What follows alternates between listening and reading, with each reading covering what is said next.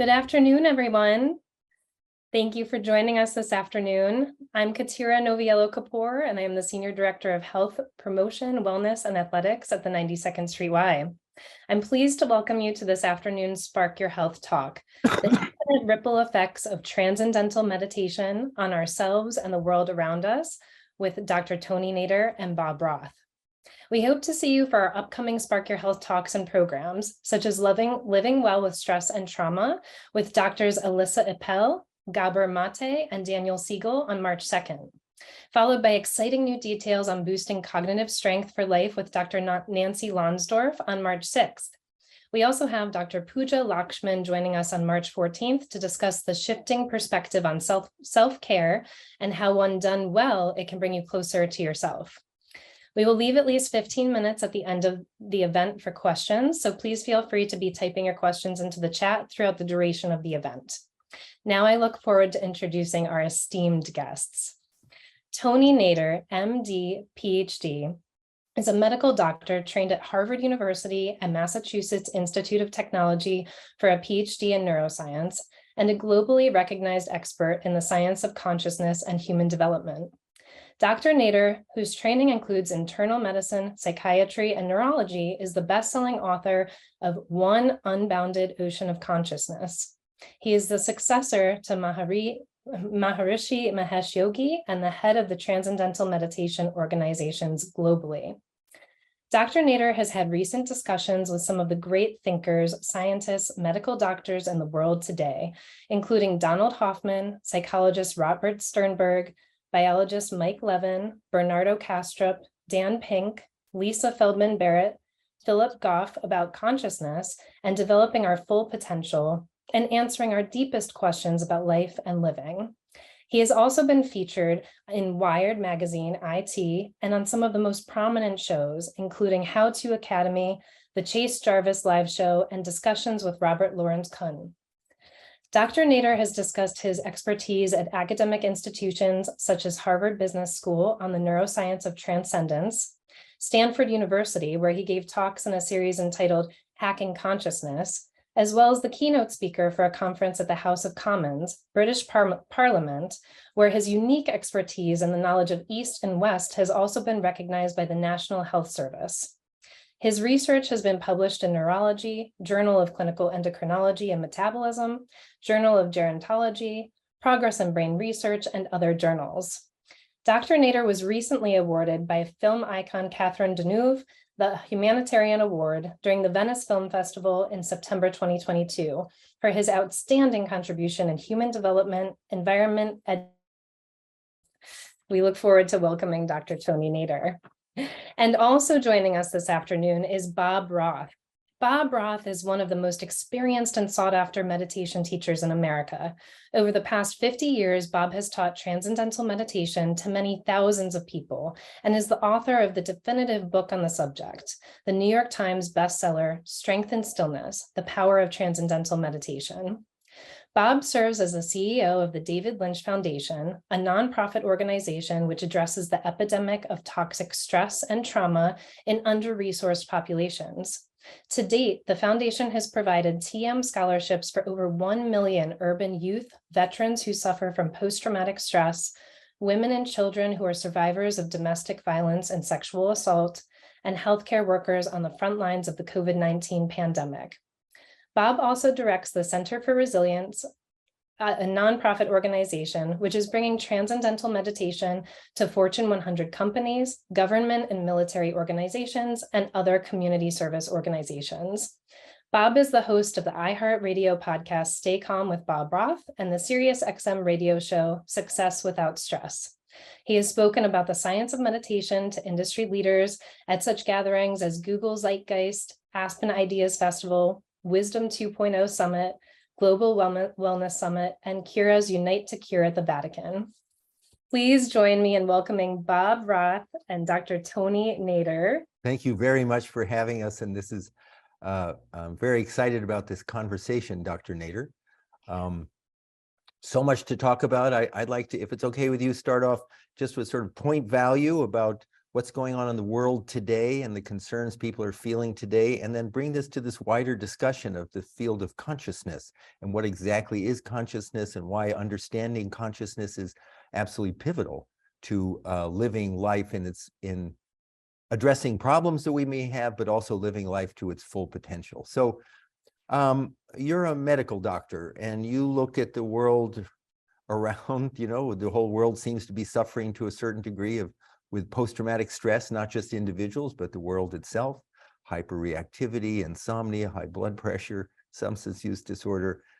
What kind of a prescription would you give as a medical doctor, as an expert in consciousness, as the foremost authority in the world of transcendental meditation? What type of a prescription would you give to the world today to address this problem? First, I'd like to thank you, Bob, for the opportunity. Thank Spark Your Health and Katera for the introduction. It's a joy to be sharing some thoughts about health and well-being and what can we do to make our life better.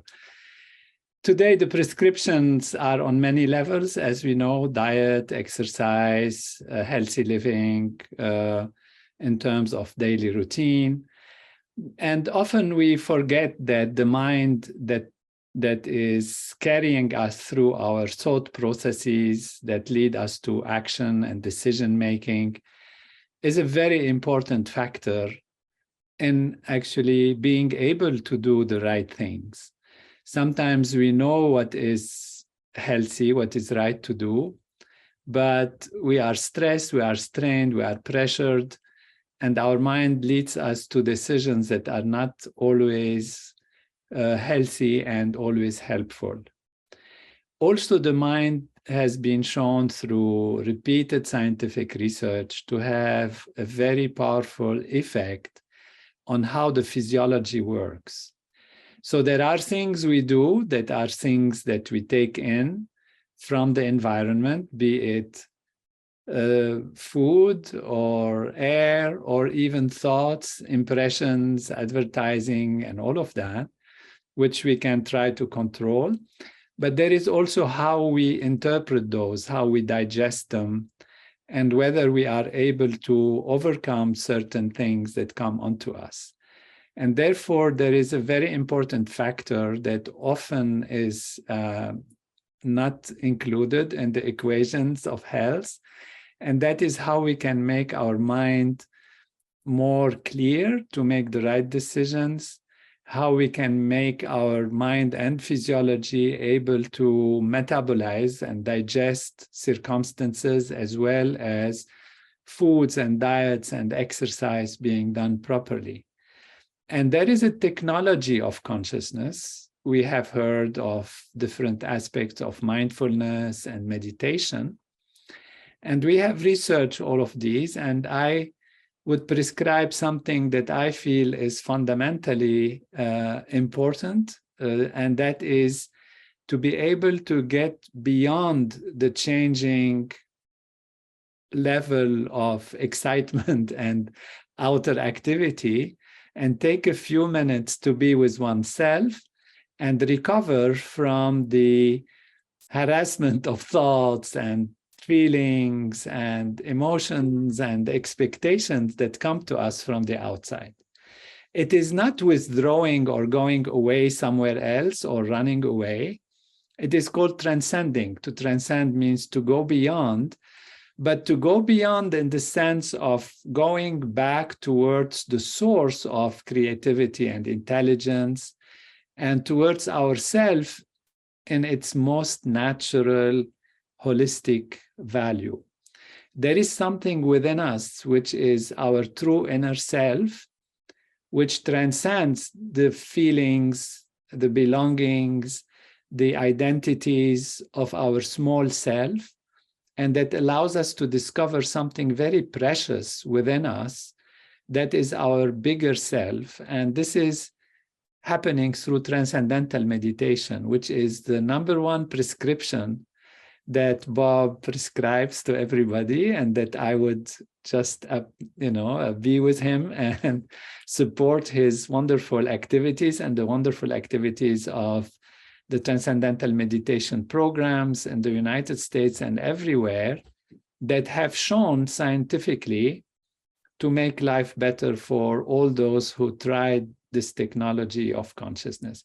So in terms of health in its most complete level, we have to start on a platform of inner strength, inner stability, ability of our physiology to handle situations and circumstances. And transcendental meditation has proven scientifically to do just that. It gives clarity of mind, makes the individual go towards decisions that are healthy, it improves behavior, and it directly improves the biology of the system, including the nervous system, the activities on the brain, the coherence between different parts of the brain that allow us to make better decisions, improves the hormonal level, rejuvenates the body, and give us a good start so that all other activities are integrated and are most effective in making us healthy. Thank you. A lot of parents are concerned about their children, that the 24/7 social media, everything, that there's more and more signs of high levels of anxiety and stress among children and unhealthy behaviors. Is this something that a child can do? Could you talk about how a child could do this? Maybe even give a short explanation of what actually happens during transcendental meditation and why a child could do that.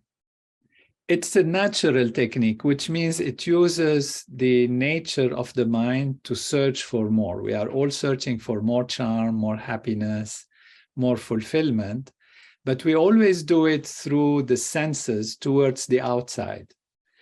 As we said, inside of us, there is something very profound, which is our inner deep true self, that is very charming and most attractive if we direct ourselves towards it.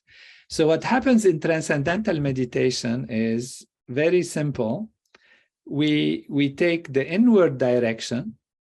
So we close the eyes, we sit comfortably, and we allow the mind to go towards the inner value. There is a technique of how this happens. And the mind settles down by its own nature, which is to search for more. So it is not a technique that requires concentration, contemplation, forcing the mind, manipulating the thoughts, trying to analyze the thoughts. All of this is not part of transcendental meditation, which, by the way, is not a philosophy, it's not a system of belief. And therefore, all of these values tell us why it's easy for a child in their innocence to actually practice this technique, because they don't have to force anything. They don't have to be unnatural. It's a very simple process, very simple technique that children can learn from the age of 5 until the age of 10. We have what we call opens eyes walking technique.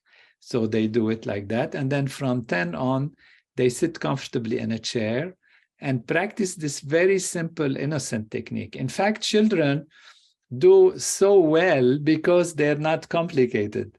And what this technique requires is simplicity, innocence, which we learn how to do if we are too complicated anyway. But children do it in such a spontaneous, innocent way, and they feel so good. We have so much good results about their behavior. And Bob, you can tell us about the results also in the different schools that have been teaching transcendental meditation, even not so privileged places that have had all kinds of problems and disruptions of curriculum because of inability to attend school, because of fighting, because of all of that, and all the wonderful results that we have had. So it's a very effective, proven technique. It's science-based in a sense because it's systematic. The way you teach it is very systematic. The results are reliable, which means when you do it, you get the results, and they are repeatable. When you do it again and again under different circumstances, you find that the results are there. And so this is really a very, very powerful approach for the children as well as the adults. Thank you. Another question that has come in. There's a lot of people have tried different types of meditation, and they say, I'm not skeptical that meditation can work. I just can't do it. You know, they've tried different types. I just can't do it. And how would you explain that this is, don't give up, that this is different than a technique that involves some concentration or control of the mind? Could you comment on that? Yeah, exactly. This is why I said it doesn't require understanding a theory. You know, it's like you have electricity and all you need to know is to flip the switch to get electricity. So you just flip the switch and you get electricity. You don't have to be an electrical engineer or understand electromagnetic fields for it to work. So this technique is a technique. That's why we call it Transcendental Meditation technique. It doesn't require any understanding on terms of its mechanism of action, its philosophy, or anything. Of course, during the course, these are presented so that one understands what's happening with the mind. But basically, the technique itself is extremely simple. This is number one. It is natural, which means, you know, when you're reading a book and if the book is not interesting and some music starts next door, you find your mind going to that music in a natural, innocent way. So even though your eyes are on the words and the lines, your mind is listening to the music. This process of shifting from one aspect of attention to another happens spontaneously. If you try to force the mind to be on the book, then you have to create pressure. And this is what concentration is. So what Transcendental Meditation technique uses is the tendency of the mind to go towards something more charming. And this tendency happens, or this shifting attention from one aspect to another happens totally naturally. You don't have to force it. Whereas techniques that try to force the mind to stay, for example, on the breath, or to stay on the meaning of thoughts, and then you are forcing and you have had a long day and you're tired, and now again you have to do something more, that becomes a strain. And that's why people say, I can't do it. I just can't do it. And that's why the technique is different. This Transcendental Meditation technique is so simple. It just allows the mind to go where it wants to go, and yet gives it a direction towards the most charming place to go. And that is why there is a teaching that happens in 3-4 days, every day, 1.5 hours or so. And then you are able to practice on your own. So it's a self technique, do it yourself kind of technique, which doesn't require these manipulation, concentration, or forcing the mind. And so all those who are most skeptical and they don't want to force the mind, they don't want to concentrate, they don't want to have yet one more job to do, which is meditation, they're welcome to try Transcendental Meditation, because they will have perfect effects. And those who want to concentrate, well, we'll teach them how not to concentrate during Transcendental Meditation, yet gain the ability to concentrate in a spontaneous, natural way after Transcendental Meditation. Because research has shown that those who practice this innocent technique are able to concentrate better, are able to use their time more effectively, because they are present. They become present and they have cleared up their stresses and strains. So 2 more quick questions, and then I want to pivot. Short questions. First question is, someone writes in, any suggestions on how you find the time to do this?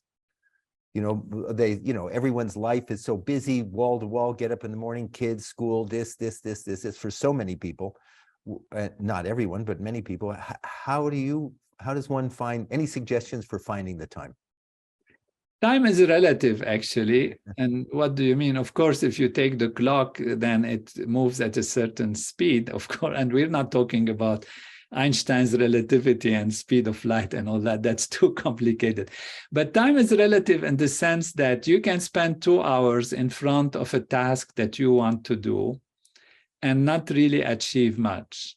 That depends on your state of awareness, your state of consciousness, your ability to focus, your ability to move from one point to the other in an effective way. So somebody who is rested and able to be clear, and we know this from our daily experience. If you had a good night's sleep, for example, you wake up, you're rested, you've had good diet, you're feeling good, something happens, you can overcome it very quickly. You can attend to your studies, you can attend to your activities in an effective way. And if there is a big problem that can happen, you are most able to and most equipped during that time to handle it and find solutions because you have a little bit more rest and broader comprehension. Now imagine if you are much more rested than just a good night's sleep. And that is what TM gives. It gives that very deep inner rest. So the body is rested, physiology is rested, but also at the same time gives great alertness. Activity on the intellectual level is very alert after resting so deeply in this quality of rest. And therefore, time that we use in our day, if it is wasted, then it is wasted, unfortunately, and misused. Transcendental meditation is an investment in time, which means if you have a few minutes that makes you much more effective during the day, then you're investing in time. It's like you have money and you want to keep your money, but there is inflation. And then after a while, your money's value is decreased. But if you invest your money properly and you beat the inflation, then you are able to use your assets in a much better way. So money is an asset that can be invested properly. And when you invest it, it's like you lose it. Oh, I lose my money. How do I find the way to do it? I don't have my money anymore. That company took it, or that stock took it, or that activity took it. And it's the same with time. If you invest in yourself and you invest in time to be able to use time better, then you will find that it is a wonderful return of your investment.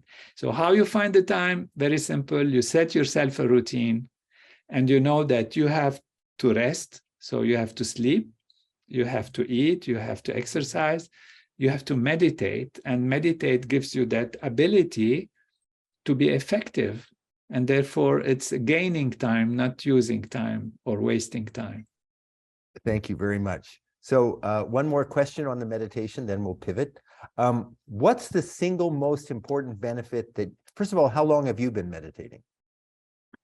A long time, let's say 45 years or so. And what's the single most important benefit that you've received when you look back from the meditation?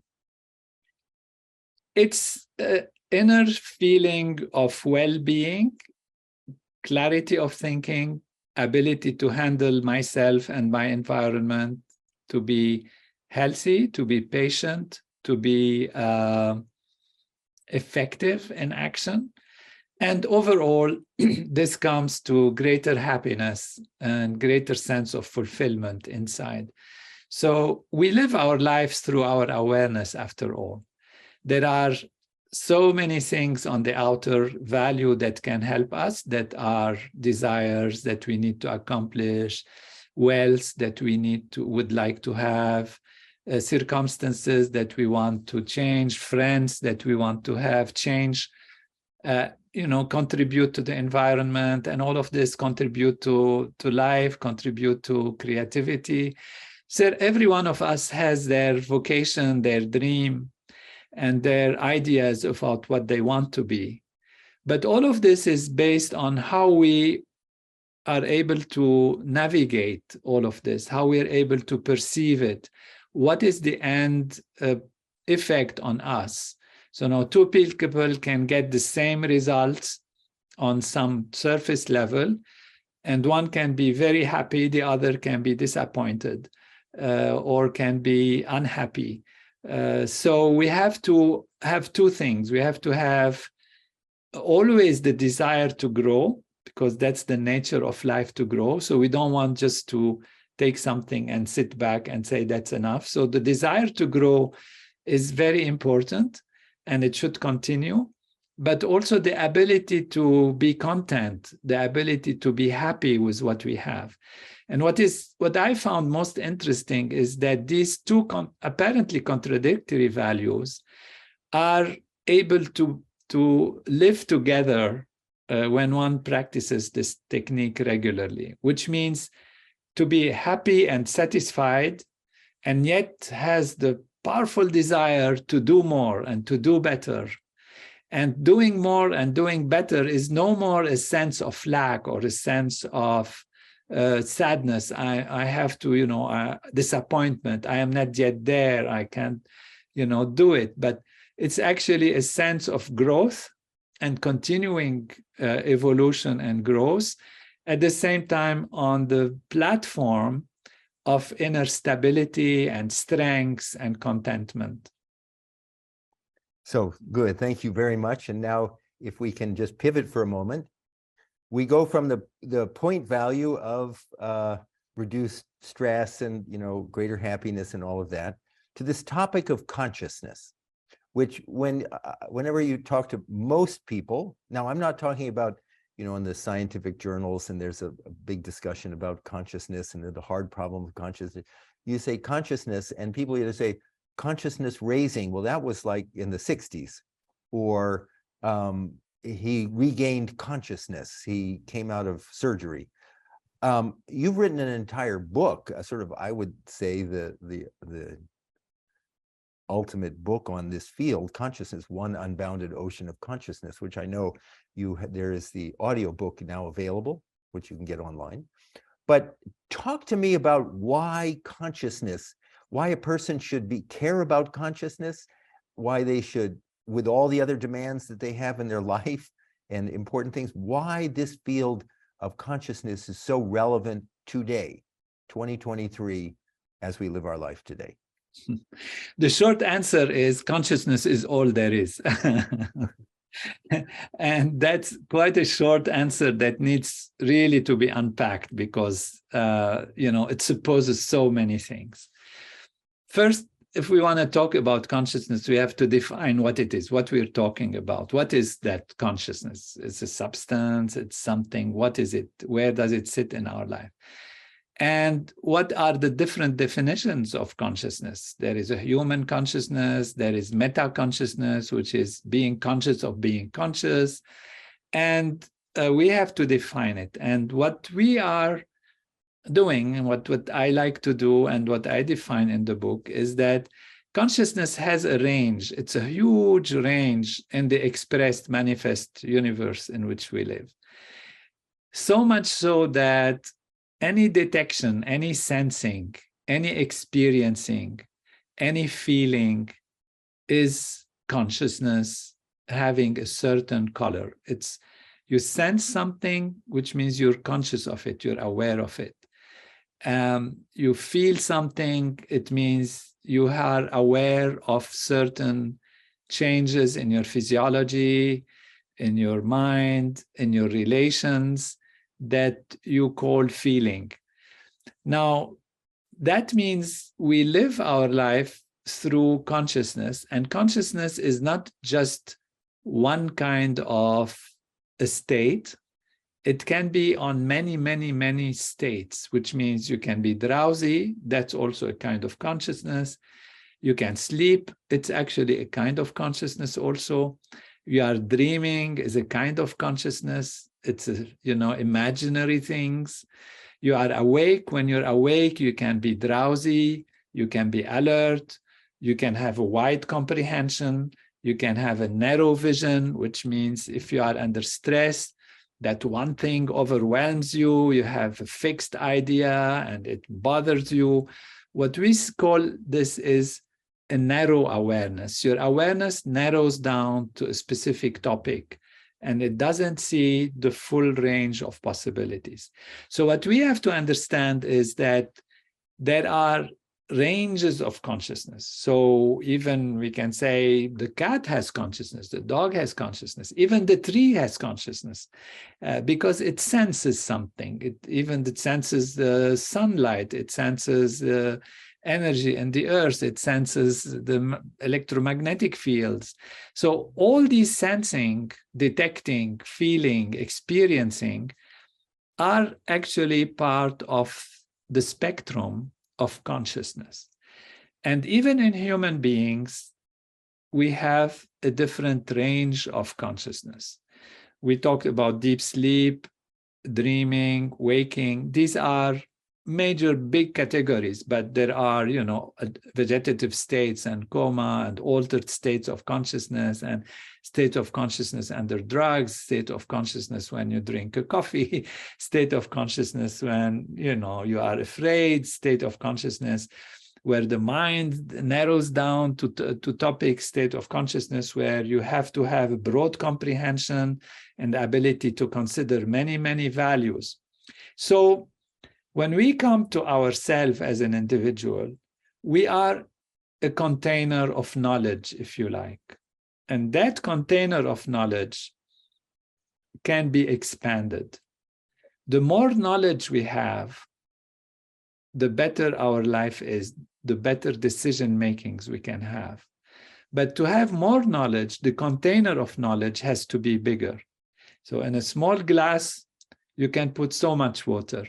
In a swimming pool, you can put more. In a lake, you can put more. And in the ocean, you have much, much more. And if the ocean is unbounded, then you have a huge ability of being aware of different factors, different variables that influence your life, that influence your activity. And so how big is the container of knowledge, your container of knowledge? And we're saying this in terms of how big, how large, how expanded is your consciousness. Under stress, consciousness narrows down. And this has physiological counterparts. We can see this in the brain, in the actual brain. When there is a high stress, the blood flow in the brain goes to only specific parts that deal with stress, parts of the limbic system, the amygdala, whatever, technically speaking.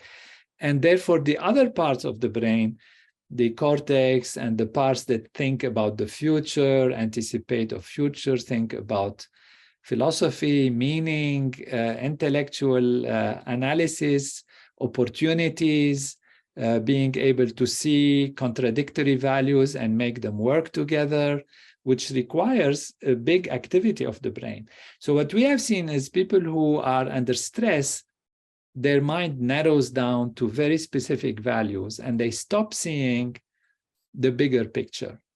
People who are with higher consciousness, who are able to transcend stress, go beyond stress, even physiologically, the activities of the brain on the cortical level are increased.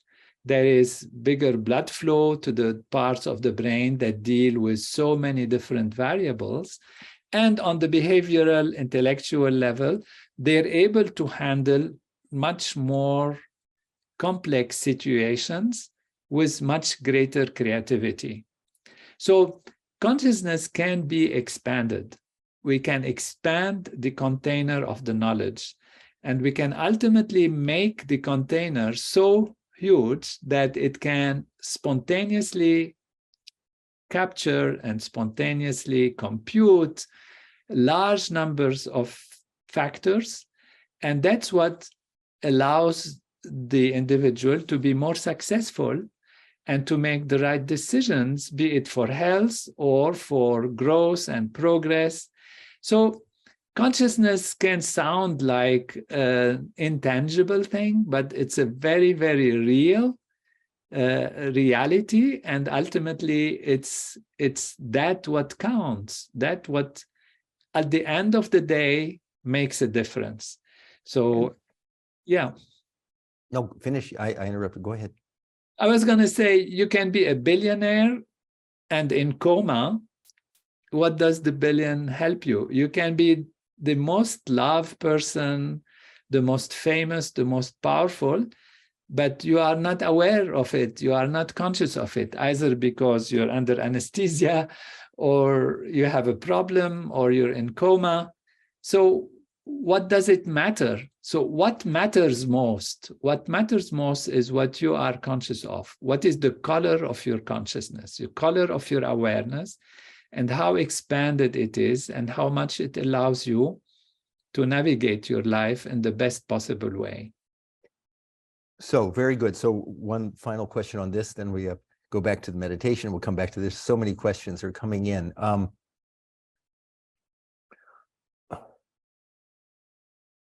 Why is this seems to be, the frontiers of consciousness, research into consciousness, the idea of higher states of consciousness. I know that out in Silicon Valley, they're looking at different types of pills that will be immortality, and other types of pills that will, just make us disease-free. There's this sort of sense of a potential hugeness in human life.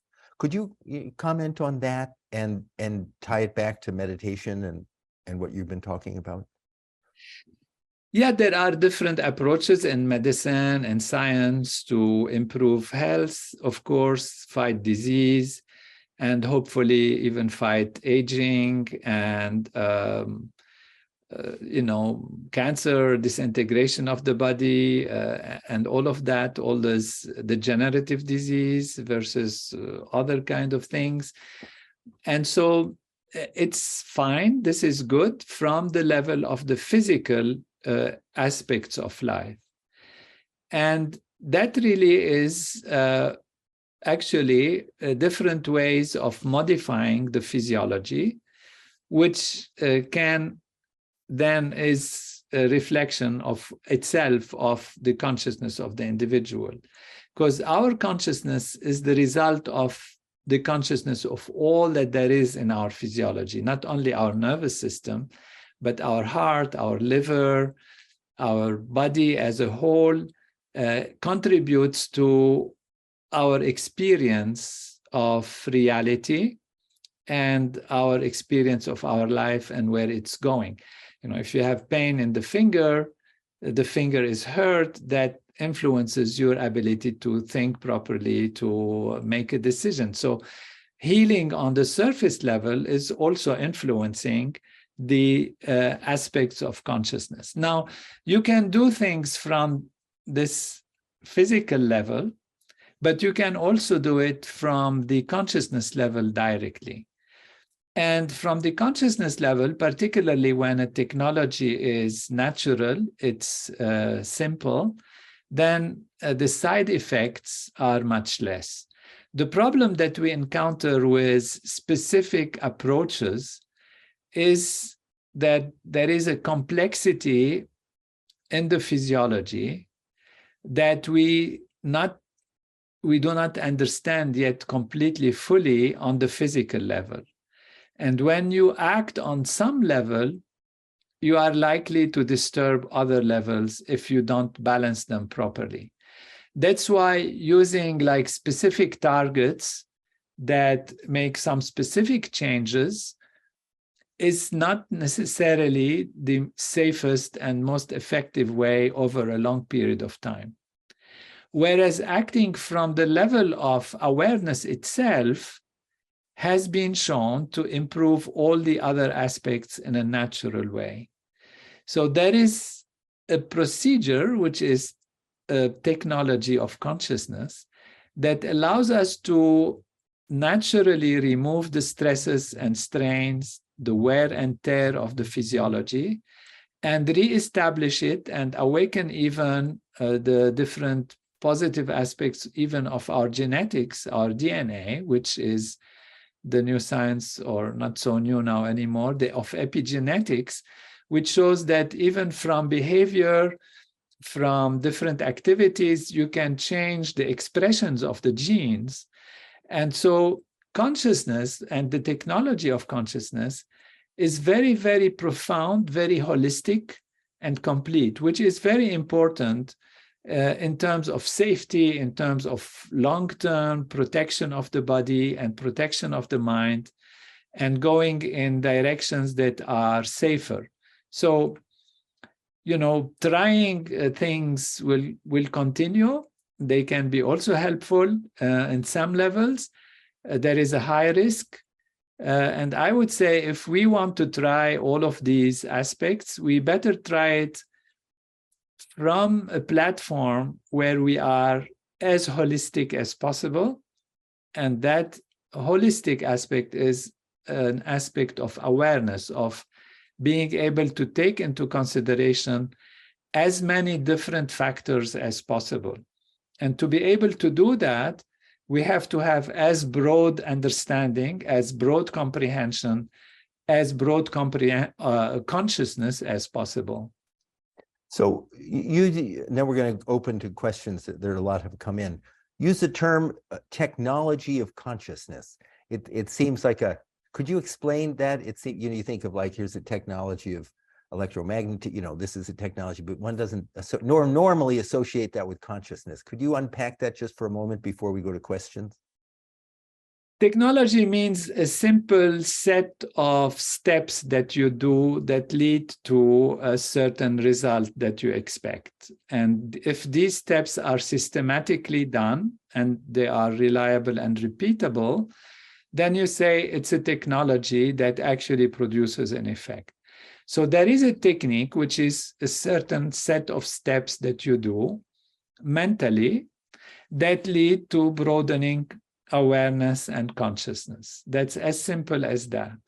The technology of, as we said, flipping the switch and getting light is the simplest technology of getting light in your house.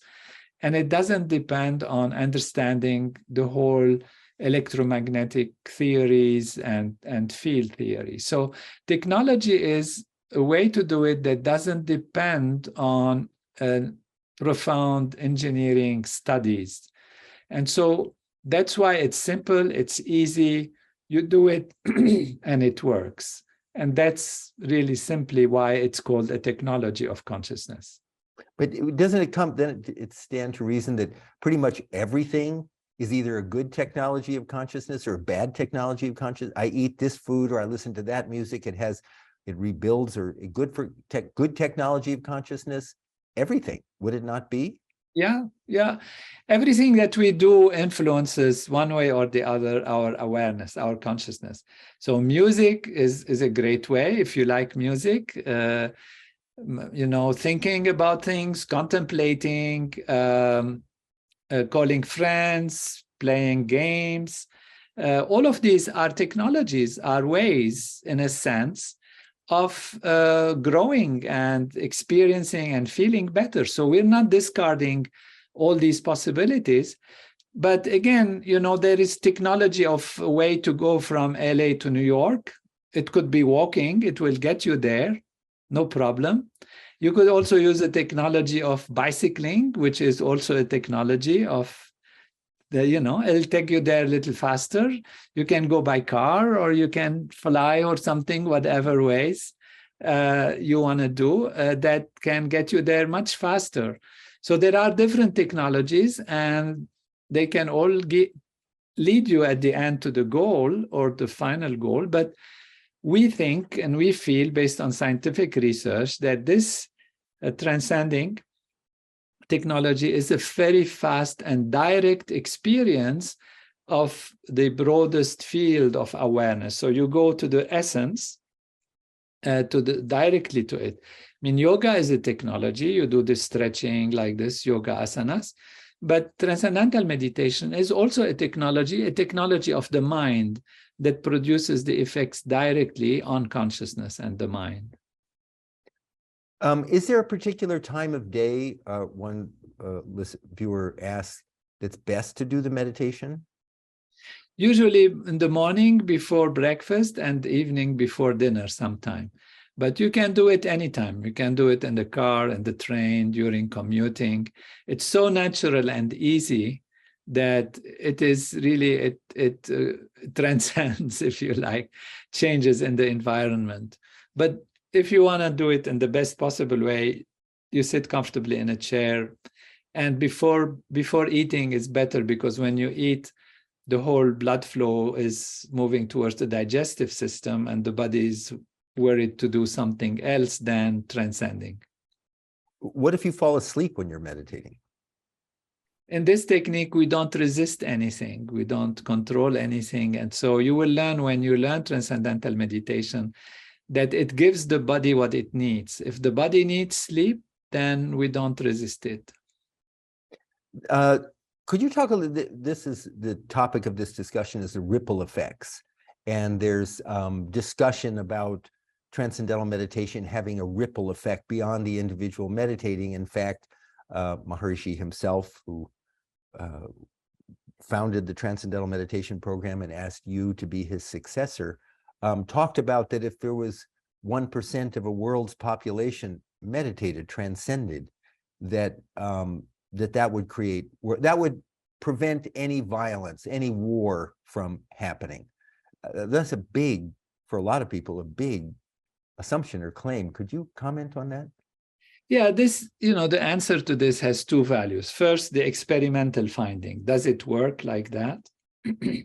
And second is the explanation. Why does it work? How does it work? It sounds like magical. Do you do magic or what? And so in order to address this scientifically, we have to have these two values. Let's start with the simplest value. It's the value of technology.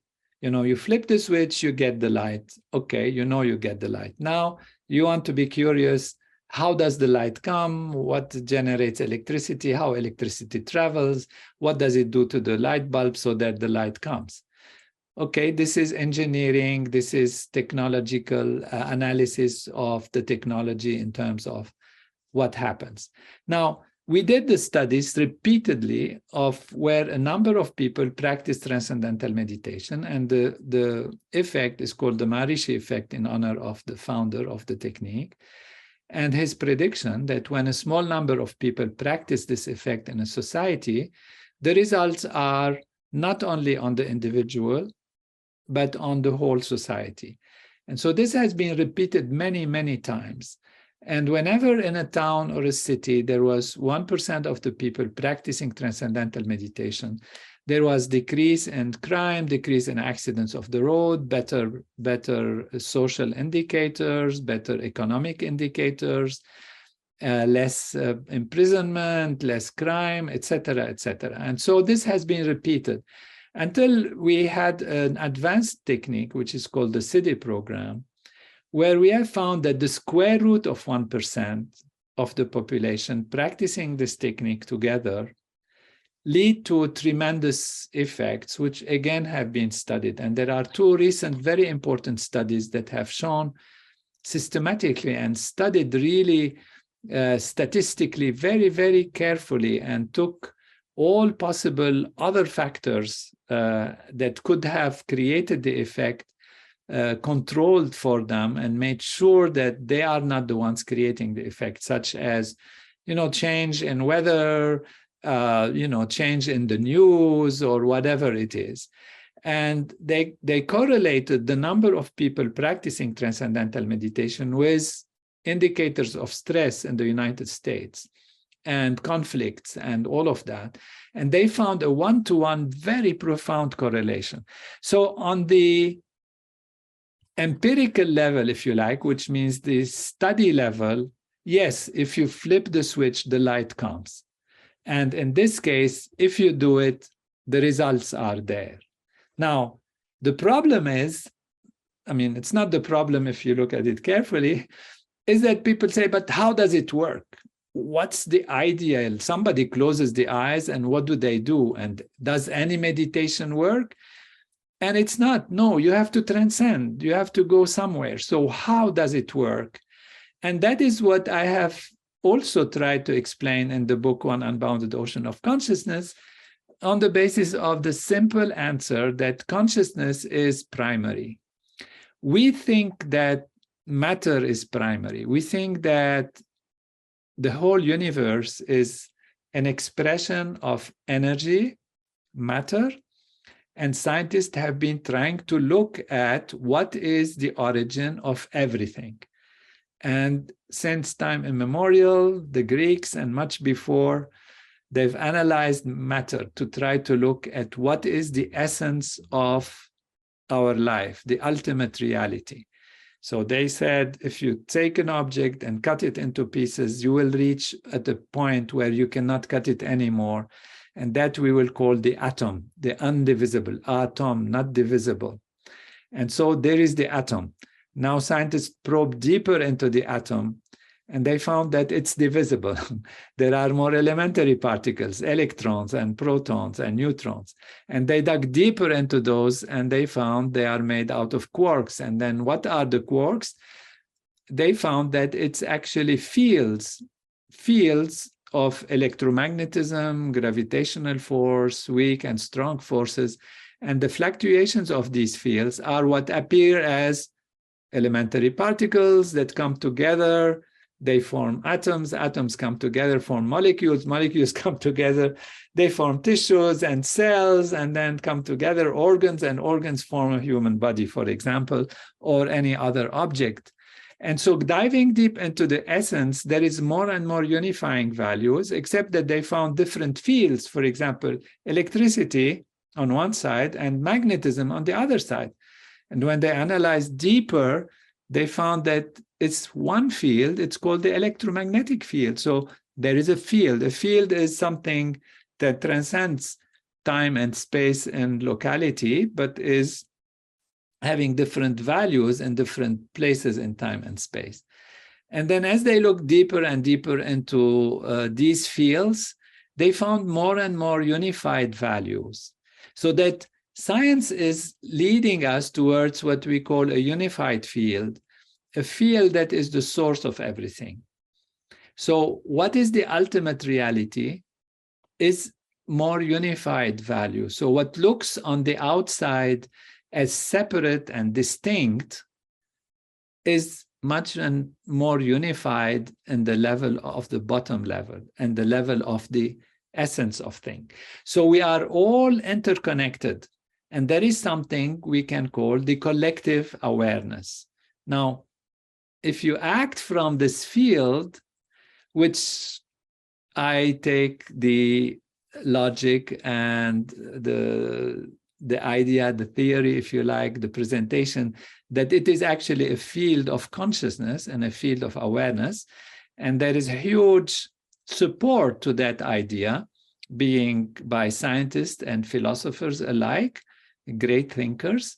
So it's not something that is outlandish and only for some esoteric people who are having their secret ideas. It's something that is becoming more and more understandable and acceptable, that there is a field. And if that field is a field of consciousness, then when you transform your consciousness, you are transforming the collective consciousness to some extent. That will be very minor if you are only one person, but it seems when there are a number of people who do it, and there is a critical number, then you are changing the collective awareness. And when you change the collective awareness, the collective consciousness, then you change the behavior of that collectivity of people. And that's how you get improvements and better solutions, not only on the individual level, but also on the social level. See, our brain is made out of billions of neurons. Each neuron is a lively, living cell and organism that has its digestion, its reactions, its chemical things, etc. Together, we're saying, okay, when all of these billions of neurons work together, they create our consciousness, or they reflect our consciousness. Now, I'm not going to go into why this is not 100% accurate. No. Let's assume that. In society, it's the same. The collective consciousness is the result of the individual consciousness of all the individuals in society. And to change society, you have to change the individuals in society.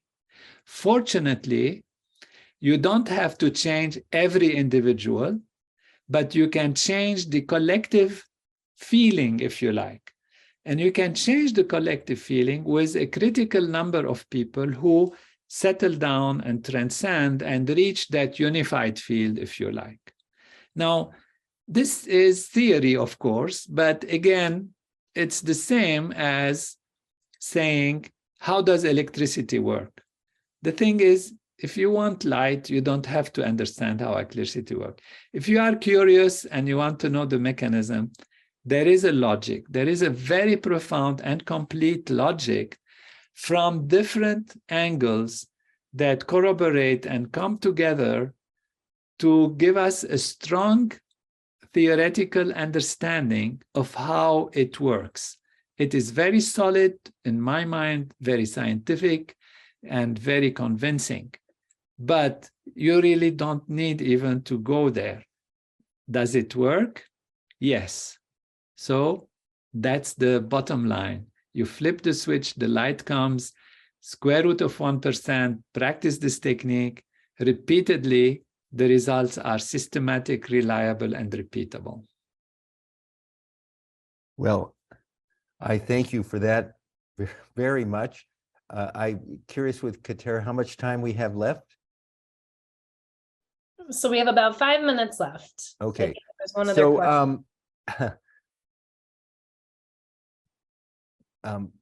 I have heard many explanations. Thank you. That was extremely profound.